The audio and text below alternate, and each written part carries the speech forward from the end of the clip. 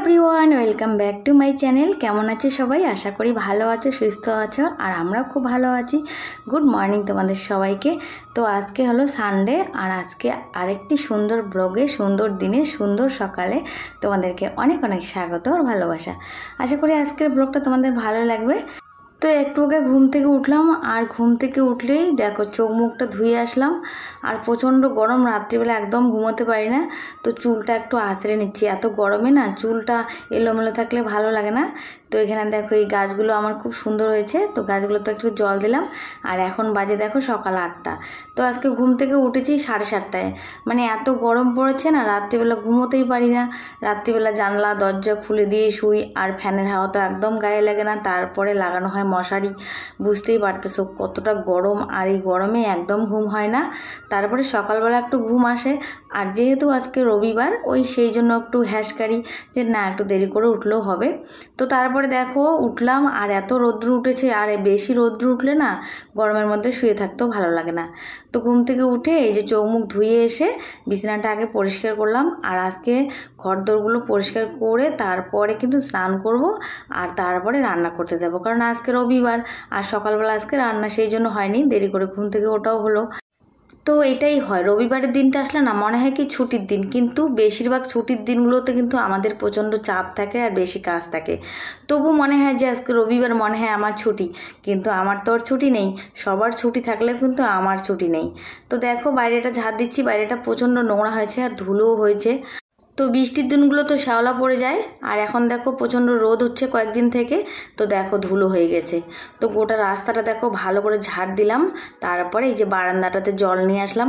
বারান্দাটাতে তো প্রতিদিন এই চিকা পায়খানা করে, আর এই চিকার পায়খানা তো আমার প্রতিদিন ধুতেই হয়, তোমরা জানো। তো বারান্দাটা ধুয়ে না দিলে না ভালোও লাগে না, বারান্দাটায় এত ধুলোবালি থাকে, সবাই জুতো নিয়ে এখানে ওঠে। তো এই যে সকালবেলা একবার ধুয়ে দিলাম, তারপরে দেখবে বিকেলবেলা আরও একবার আমার বরমশাই এসে কিন্তু আর একবার ধুয়ে দেয়। তো আজকে দেখো রান্না হবে এই যে চাম গাছের পাতাটা বাটা হবে। তো এই পাতাটা আজকে বাটা করব, অনেক দিন ধরে ফ্রিজে আছে, ধুয়ে নিলাম পরিষ্কার করে। আর দেখো বরমশাই বাজার থেকে মাছ নিয়ে আসলো, তো কাতল মাছ নিয়ে এসছে, তো মাছের ঝোল হবে আজকে। আর এই যে পটল নিয়ে এসেছে, তো পটলের হবে ভাজা, আর ওই পাতাটা দেখলে সেটার হবে বাটা। তো আলুটা আমি লম্বা লম্বা করে কেটে নিচ্ছি। তো আজকে আলু দিয়ে কাতল মাছের ঝোল করব। তো ভাবলাম যে রান্না করার আগে সব কিছু ভালো করে আগে রেডি করে নিই, আর রেডি করে নিলে না রান্না করতে সুবিধা হয়।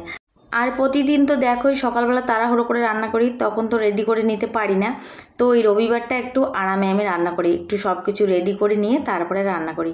তো সব কিছু রেডি করে নিয়ে কিন্তু রান্নাটা তাড়াতাড়ি হয় আরও বেশি। আর একবারে যদি আমি রান্নাও করি সবজিও কাটি তাহলে অনেকটা দেরি হয়, কিন্তু এলোমেলোও হয়, ঘরটা প্রচণ্ড নোংরা হয়। তো এই যে মাছগুলো আমি এখন লবণ হলুদ দিয়ে মেখে নিচ্ছি, পটলগুলোও মেখে নিলাম। তো এখন দেখো দুটো ওভেনের মধ্যেই কিন্তু আমি রান্না করব, একটাতে কিন্তু করব না, কারণ দুটোতে করে তাড়াতাড়ি হবে।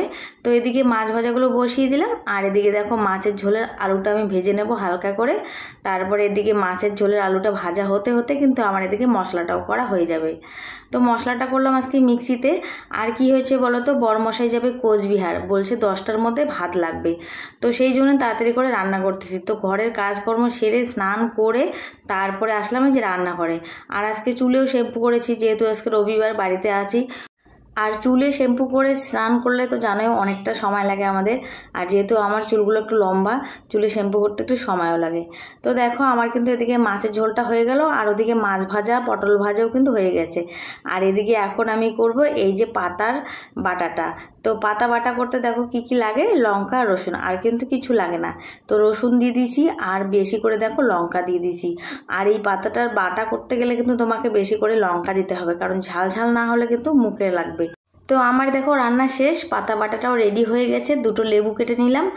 আর এখানে দেখো রান্না করেছি মাছের ঝোল, ডাঁটা চচ্চড়ি, ডাল, পটল ভাজা, আর এই যে চাম গাছের পাতার বাটা। তো রান্নাবান্না শেষ। এখন বরমশাই গেছে ছেলেকে নিয়ে আসতে, ছেলে গেছে টিউশনে, আজকে ওর 8টা থেকে টিউশন। তো 8টা থেকে 10টা বাজে টিউশন করতে করতে, আর এদিকে দেখো 10টা বাজে আমার কিন্তু রান্নাও কমপ্লিট, তো এখনও আসেনি।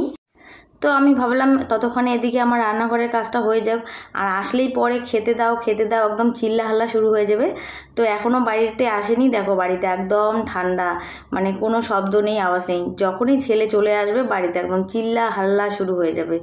তো ওরা আস্তে আস্তে কিন্তু আমার রান্নাঘরটার দিকে অনেকটাই কাজ এগিয়ে গেল। রান্নাঘরের জিনিসপত্রগুলো দেখো একটু পরিষ্কার করতেছি। আর এই রান্নাঘরের কৌটোগুলো যদি 2-4 দিন পর পর না মোছা হয় তাহলে কিন্তু এই রান্নাঘরের তেলে একদম রান্নাঘরের কৌটোগুলো তেল চিটে হয়ে যায়, আঠা আঠা হয়ে যায়। তো দেখো এখন ভাত বেরিয়ে নিয়েছি, এখন ভাত খাবো। চলে এসেছে আর ছেলে গেছে ওদিকে স্নান করতে, ওকে বললাম স্নানটা করেই আসো। তো এদিকে দেখো আমার ভাত রেডি হয়েছে, আর প্রচণ্ড খিদেও পেয়েছে। আর রান্না করার পরে না এভাবে থাকতে ভালো লাগে না। তো খাওয়া দাওয়া হলো, তারপরে দেখো বসলাম এই যে আর একটা কাজে। তো আমার কি আর একটা কাজ, আমার কিন্তু 10 দিক সামলাতে হয়। সংসারের কাজ সামলাতে হয়, বাইরের কাজও সামলাতে হয়, ছেলের কাজও করে দিতে হয়, বরের কাজও করে দিতে হয়। তো সবার কাজ কিন্তু আমাকেই করে দিতে হয়। তো ওই যে ছেলের স্কুলের প্রজেক্ট আছে, ছেলে কান্নাকাটি শুরু করে দিয়েছে, প্রজেক্ট করতে বসলাম। আর প্রজেক্ট করতে গিয়ে আমার হাতটাই কেটে গেল। তো ব্লেড ধরার অভ্যেস নেই, ব্লেড দিয়ে কাটতেছি আর হাতটা একদম কেটে গেল।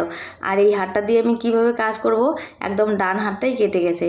তো একটু রাগ হলাম যে এত কাজ আমাকে করতে হয়, সকাল থেকে শুরু হয়, কাজ শেষ হয় না। তারপরে দেখো এই যে কাজ তো শেষই হলো না, আর পুরো ঘর দেখো অগোছালো। তো 4টার সময় আছে ছেলে টিউশন, বর তো চলে গেছে কোচবিহারে, আমাকে নিয়ে যেতে হবে। তো ভাবলাম যে না, এই কাজগুলো না সারলে আবার কখন যাব। তো ওই জন্য বললাম যে প্রজেক্টটা রাখো, এখন করতে হবে না, অর্ধেক করেছি। তো এখন ঘরগুলো পরিষ্কার করব, কারণ ঘরের কাজগুলো এখনও হয়নি। শুধু রান্না হয়েছে, খাওয়া হয়েছে, কিন্তু ঘরের তো আরও অনেক কাজ আছে। তো ঘরে যে পরিষ্কার করতেছি, এখন ঘর দোরগুলো মুছে দেব। তারপরে ঘরগুলো মুছে তারপরে আবার ছেলেকে নিয়ে 4টার সময় যেতে হবে। তো ছোটোবেলা থেকেই শুনে এসেছি বাপের বাড়ি থাকতে সবাই বলে কি ভালো করে বাপের বাড়িতে কাজ শিখতে হয়, না হলে শ্বশুর বাড়িতে গিয়ে কথা শুনতে হবে। এই কথাটা কিন্তু মেয়েদেরকে শুনতে হয়। তো আমি বলি কি, বাপের বাড়িতে যতদিন মেয়েরা থাকে ততদিন বাপের বাড়িতে মেয়েদেরকে একটু আদর যত্নে রাখতে হয়, কারণ বিয়ের পরে শ্বশুর বাড়ি কেমন হবে সেটা কিন্তু কেউ জানে না। তো আমার মনে হয় বাপের বাড়িতে মেয়েদেরকে একটু আদর যত্নে রাখতে হয়, কারণ শ্বশুর বাড়িতে এসে তো সবাই সেই আদর যত্ন ভালোবাসাটা পায় না। তো দেখো, গুছিয়ে সংসার করাটা কাউকে শিখে আসতে হয় না, সেটা কিন্তু সংসারের দায়িত্ব আর চাপ যখন নিজের উপরে পড়বে তখন কিন্তু ওটা সব মেয়েরাই অটোমেটিক্যালি শিখে যায়, তাদেরকে কিন্তু শিখিয়ে দিতে হয় না।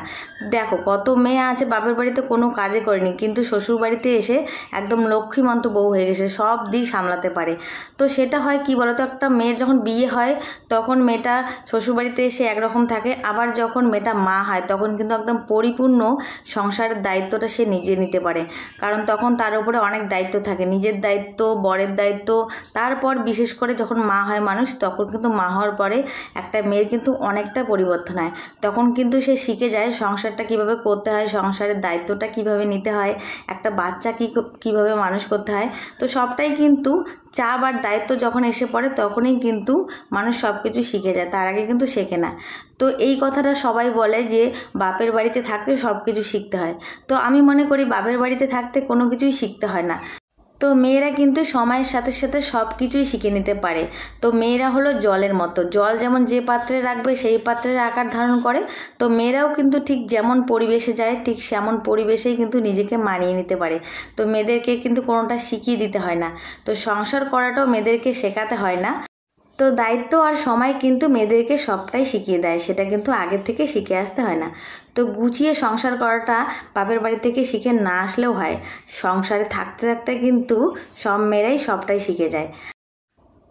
তো দেখো বিকেলবেলা গিয়েছিলাম ছেলেকে দিতে, তো ছেলেকে দিয়ে বাড়িতে চলে আসলাম। এখন বাজে 4:30। তো এত গরম পড়েছে না, তো এই যে আমাদের লেবু গাছটাতে দেখো কত লেবু হয়েছে, আর প্রচণ্ড গরমও পড়েছে, আর ভালো লাগতেছে না। তো ওদিকে ছেলেকে দিয়ে ওদিকে দোকানে গিয়েছিলাম কাচের চুড়ি আনতে। তো শ্রাবণ মাসে নাকি কাচের চুড়ি পরতে হয়, সবাই পরে, তো আমার ঘরে নেই। তো 1 ডজন চুড়ি নিয়ে আসলাম। আর এখন সন্ধ্যাবেলা দেখো যাবো একটা বার্থডে বাড়িতে। আর বার্থডে বাড়ি যাওয়ার প্রোগ্রাম ছিল না, কিন্তু হঠাৎ করে যেতেই হবে। তো বাড়িতে দেখো প্রেজেন্টেশন ছিল, আমার ছেলের বার্থডের অনেক গিফট আছে। তো আর বাজারে গেলাম না, এই প্রেজেন্টেশনটাকেই একটু ভালো করে প্যাকেটিং করলাম। আর আমাদের ঘরে অনেক গিফট আছে, সেই গিফটগুলো কি করব, তো ভাবলাম এখান থেকেই একটা গিফট দিয়ে দিই। আর যেহেতু জন্মদিন, আর এগুলো তো জন্মদিনেরই গিফট। তো দেখো আমি রেডি হয়েছি, আর গরমের মধ্যে একদম সাজতে ভালো লাগে না, তো একটা কুর্তি পরে নিলাম আর একটু চুলটা বেঁধে নিলাম আর একটু কাজল দিয়েছি, তো ভাবলাম একটু ফোঁটাও দিয়ে নিই। তো আমি কিন্তু রেডি।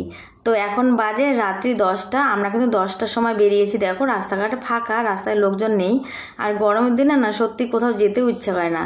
তো আমরা আগে বড়মশাই পিছনে পিছনে, তো বেশি দূরে না, আমাদের বাড়ির কাছেই। তো এই যে চলে আসলাম, আর এই যে বার্থডে গার্ল ছোট্ট পুচকিটাকে জন্মদিন। তো বন্ধুরা ভিডিওটা কেমন লাগলো অবশ্যই কমেন্ট করে জানাবে, আর দেখার পরে কিন্তু লাইক করবে। তো চলো আজকের ভিডিওটা এখানেই শেষ করছি। সবাই ভালো থাকো, সুস্থ থাকো, গুড নাইট সবাইকে, টাটা।